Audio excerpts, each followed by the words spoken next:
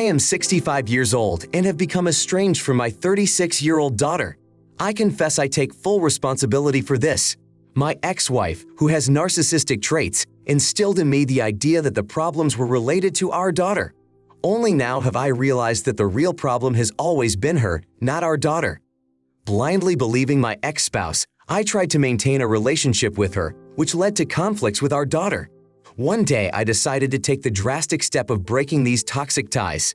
I used both pressure and threats to bring my daughter back into the family. My goal was clear: to get rid of my wife's domination. Unfortunately, my daughter was forced to seek legal help and cease all attempts at contact. 3 years after these events, I realized my mistakes. My realization came too late, and when I wanted to make amends, my daughter had already left and was not easy to find.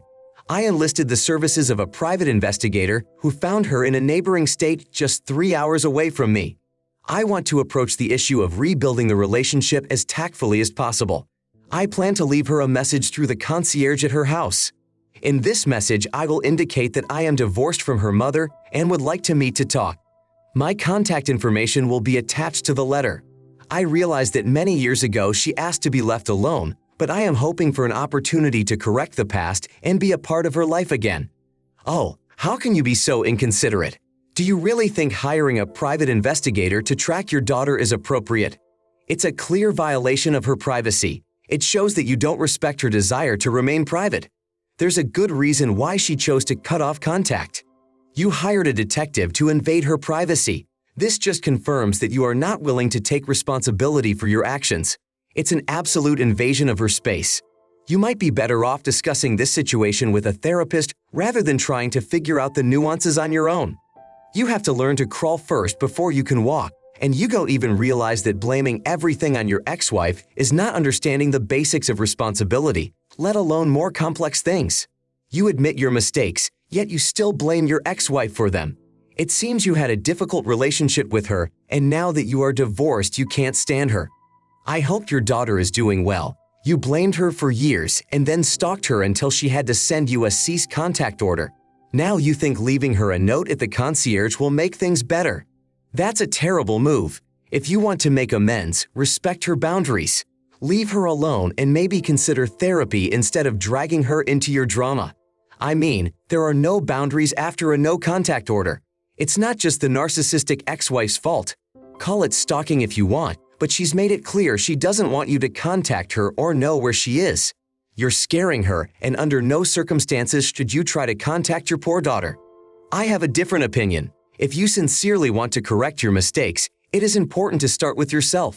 Spend a year in therapy. Learn not to shift blame for your mistakes onto others. Accept personal responsibility. Once the therapist has confirmed that you have reached a stable state, you can take the following steps. Contact the attorney who is representing your daughter. Give him or her all the necessary information. If you don't have her current address, don't try to find it out on your own. Instead, allow the attorney to contact your daughter himself. He can find out if she is willing to accept your letter, which you will prepare with the therapist. Next, you should expect a response from the attorney. If he informs you that your daughter is unwilling to maintain contact, you should respectfully accept her decision. In that case, you agree not to leave her any money in your will, but to ensure her peace of mind by not attempting to contact her by other means. That would be the right thing to do. Next story. I have a son. He is 13 years old. His father was my cousin's boyfriend. He was 28 years old at the time. I admit my actions were unworthy, and I got my karma for it. My son's father died, and I lost the support of my parents. It was their punishment for my treacherous act to my family. We got along somehow, but I felt a growing hostility towards me. I was tired of the pressure put on me. My son began to hate me. Before, when he was just a kid, they didn't want to deal with him. Now that he doesn't seem to need me anymore, they are trying to convince him that he is fatherless because of me. They accuse me of allegedly interfering with his athletic career. I beg them to stop, but they claim they're only telling him the truth. He has to decide for himself if he wants to do business with me. This is a consequence of my actions. I realize that, but this is crazy. I tried to limit their contact, but my parents threatened to stop helping me pay for his sports activities. This meant more work for me, but I still couldn't cope. All my attempts were in vain. My son continued to meet with them behind my back. I found this out when he started crying to me because of the accumulated stress. He kept seeing them because my father had promised to buy him high-quality sports equipment if he would give up socializing with his grandparents. I was furious. After putting him to bed, I rushed to my parents' house. I'll admit, I was a little confused. I grabbed my gym equipment and hurled it at them before telling them that they had no right to use my 10-year-old mistake as a weapon against me. My mom recently claimed that I ruined my relationship with my family. She claims that the consequences I faced are incomparably less than what they had to endure because of my actions. She talked about consequences until my father warned me of the severe consequences from my son for taking his sports equipment. He also said that I chose my pride over my son's dream. I interrupted them and told them that I didn't care about the consequences, that the word had lost all meaning to me. They seemed untenable to me. My parents became very angry and said that my attitude was not doing me any good. They said there was a reason why no one kept in touch with me and no one wanted to forgive me or trust me. After that, they kicked me out of the house. Now my older sister won't stop calling me to tell me everything she thinks about how I don't learn from my mistakes and continue to disrespect my family, especially my parents. I'm tired of it all, and I need time to realize if I'm really as bad as they say I am. You are not the idiot they try to accuse you of being. Not only are they blaming you for your mistakes, but they are actively manipulating your son, which is detrimental to his mental health. Honestly, cheating was definitely not the best decision. However, the fact that you were raised by these people and still have a moral compass is pretty remarkable. Ironically, you seem to be the only one in your family who has one. For that, you should be commended. Although what you did is wrong, it's not all your fault. They weren't even married and he cheated too, whether it was with you or someone else. There are always two sides of the coin. Honestly, I can't get over the fact that your family is still punishing you for something that happened when you were a teenager. You were a real kid. You were cared for, and they don't care why they are projecting their anger on you, and not the 28-year-old guy who cheated on your cousin and impregnated you. Isn't your cousin shirking responsibility too? Shouldn't they eventually be happy if they are rude to you? Opie, please talk to your son. He's still a teenager. You can be frank with him. He knows you're a good mom. He knows you love and support him. Tell him that you are who you are despite the people who have shunned you and made life difficult for you. Both your parents are mean people. Now I want to tell a different story. I, a woman, 27 years old, and my husband, who is 30, have been married for 7 years. I am currently 27 weeks pregnant. At the time of the event being described, I was 25 weeks along. There are also a few key players in this story. My younger brother, 23, his girlfriend, also 23, and their young son. He is a grammar school student. They became parents while still in high school, making them young parents. As I mentioned, I am currently 27 weeks pregnant. My doctor has informed me that my pregnancy is classified as high risk due to placenta previa. Due to this condition, I had no choice but to agree to regular medical monitoring. It was decided that a cesarean section would be necessary at a set time. When I found out, the news was quite upsetting as I had always planned for a natural birth. It had a big impact on me. However, my primary desire is for my future child's health and my own. My sister-in-law, my husband's sister Carrie, has been a significant support to me throughout my pregnancy. We often spend time having conversations that have been very helpful to me. Recently, we attended a family reunion. My husband and I joined the gathering, and I spent time talking with Carrie about work. At this time, my brother's son walked up. He is, as I mentioned, a grammar school student. He became curious about my belly. He asked me a question about why I was so fat. My nephew kept reaching for my belly. I gently took his hands. Quietly and clearly I explained to him that there was a baby growing inside me. He would soon have a cousin. I told him that he could touch my belly, but he would have to be very careful. After all, because of my condition, I need to be on bed rest. Obviously, I didn't tell the child everything in detail at that point. He ineptly reached for my belly and then suddenly leaned back and hit me. This unexpected blow was quite strong. Carrie and I reacted immediately. We sternly reminded him to keep his hands to himself and that the punch was not only inappropriate, but dangerous. The boy apologized and quickly ran away. A few minutes later, the boy's mother, my brother's girlfriend, came over. She asked me what I had said to her son. I explained the situation to her. She claimed that her son was upset because I had yelled at him. In the back of my mind, I thought that the boy was just not used to discipline as he was often spoiled. Openly, I apologized, but I also reminded her that hitting my stomach was not acceptable. She looked at me skeptically and walked away. About an hour later, as my husband and I got ready to leave, I walked over to say goodbye to my brother.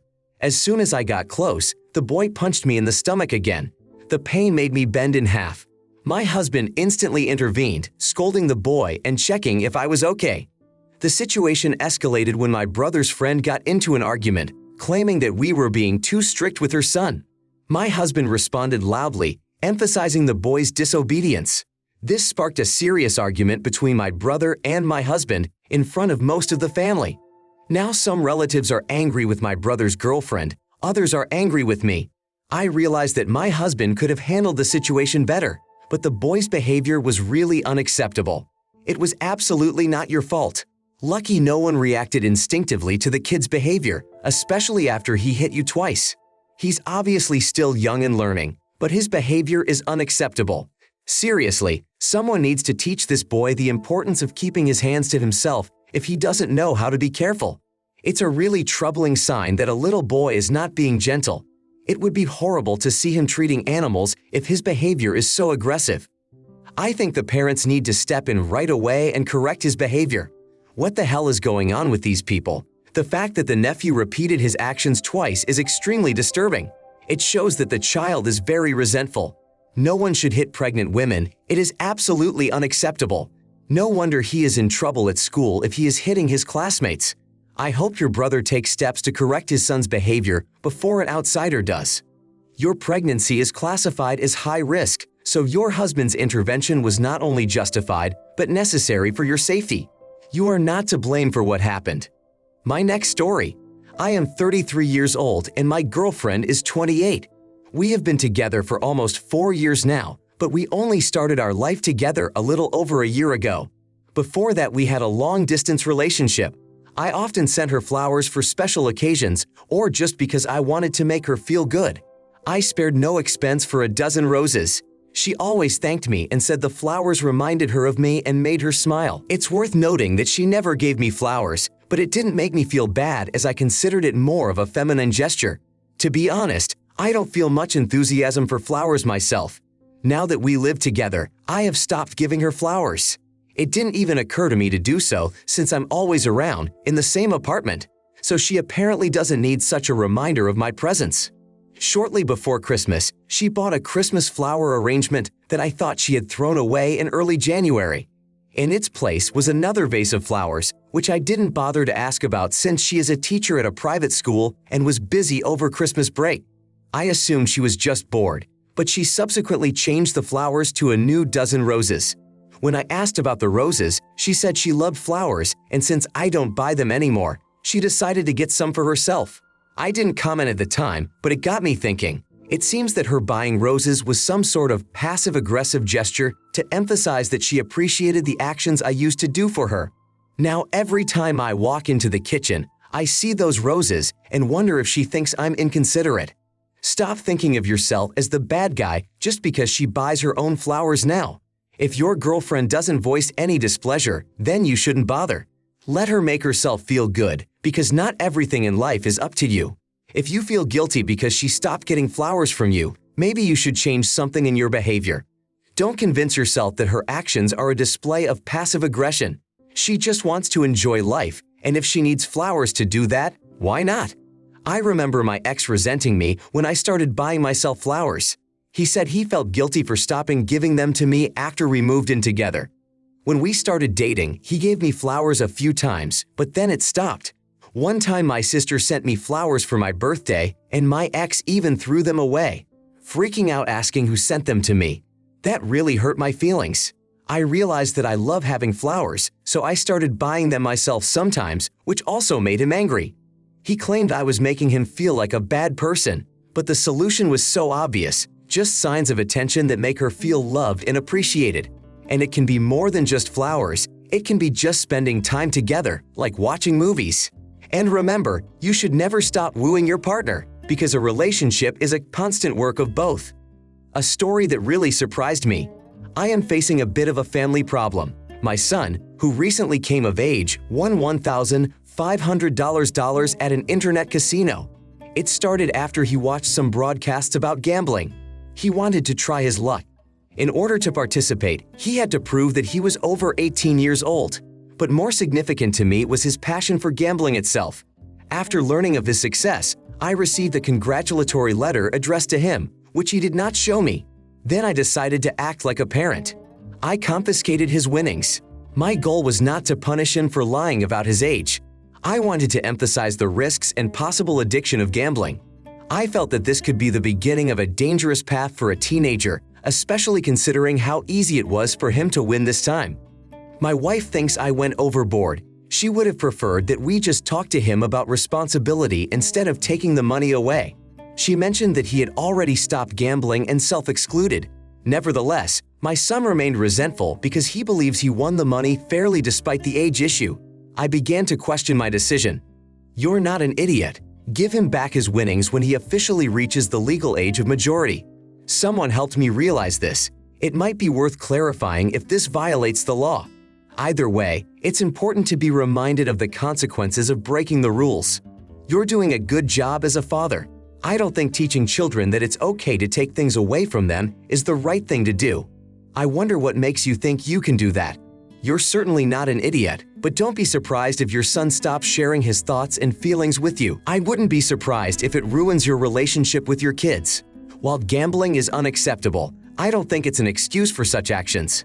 You recognize that your son may have problems, and you and he, as parents, may also have your own difficulties.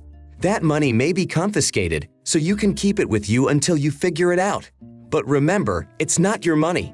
Where's the guarantee that your almost adult son won't feel lesser because of this money?